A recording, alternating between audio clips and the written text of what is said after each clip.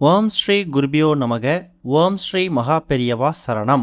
குரு பகவான் இப்ப மிதுன ராசியில பயணிச்சு வர நிலையில ஜூன் 2ஆம் தேதி கடகராசிக்கு பயிற்சி ஆகிறார். இந்த ராசி மாற்றம் 12 ராசிக்காரர்கள் வாழ்க்கையில தாக்கத்தை ஏற்படுத்த போகுது. ஜோதிட சாஸ்திரத்துல குரு ரொம்ப முக்கியமான கிரகமா கருதப்படுது. குரு பகவானோட ஒரு அசைவுகளும் மனிதர்கள் வாழ்க்கையில தாக்கத்தை ஏற்படுத்தக்கூடியதா அமையுது. அறிவு, செல்வம், ஆடம்பரம் இது எல்லாத்துக்கும் காரணியாக இருக்கக்கூடியது குரு. அவரு இப்ப மிதுன ராசியில இருக்காரு.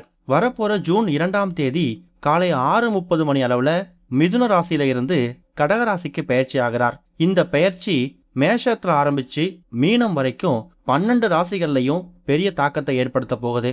அப்படி இந்த ஒரு குரு பயிற்சியால ஒரு ராசிக்காரர்களும் எந்த மாதிரியான பலன்களை அனுபவிக்க போறாங்க அப்படிங்கிறத நம்ம கண்டிப்பா தெரிஞ்சுக்கணும்.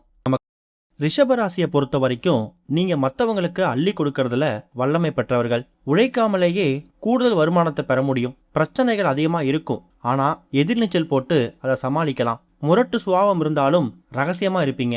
இந்த ஒரு குரு பயிற்சி தனவாக்கு குடும்பஸ்தானத்துல இருந்து தைரிய வீரிய ஸ்தானத்துக்கு மாறுறார். தைரிய வீரிய ஸ்தானத்திற்கு மாறும்போது குரு பகவான் தன்னோட 5ஆம் பார்வையால பாக்கியஸ்தானம், 7ஆம் பார்வையால லாபஸ்தானம், 9ஆம் பார்வையால ராசி இது எல்லாத்தையும் பார்க்கிறார். இது மூலயமா என்ன பலன் கிடைக்கும்னா, தைரியஸ்தானத்துல இடம்பெறுவது ரொம்ப சிறப்பு. பணவரவு புதிய இனங்கள்ல வந்து சேரும். மற்றவர்களுக்கு முடிஞ்ச உதவிகளை செய்து நீங்களும் சந்தோஷமா இருப்பீங்க. தம்பி, தங்கை உங்க பேச்சுக்கு மதிப்பு கொடுப்பாங்க. வீடு, வாகனம், நிலம் இது எல்லாத்துலயும் தேவையான நவீன மாற்றம் செய்ய முடியும். புதிய வீடு வாங்குவதற்கும் யோகம் தேடி வரும். குழந்தைகளோட எதிர்பார்ப்பை பூர்த்தி பண்ணுவீங்க. அவங்க மீது இருக்கக்கூடிய பாசம் அதிகரிக்கும். பூர்வ சொத்துல வருமானம் அதிகரிக்கும். தம்பதியினர் ஒருவருக்கொருவர் பாசத்தோடு நடந்து குடும்பத்தை மகிழ்ச்சியா நடத்துவீங்க.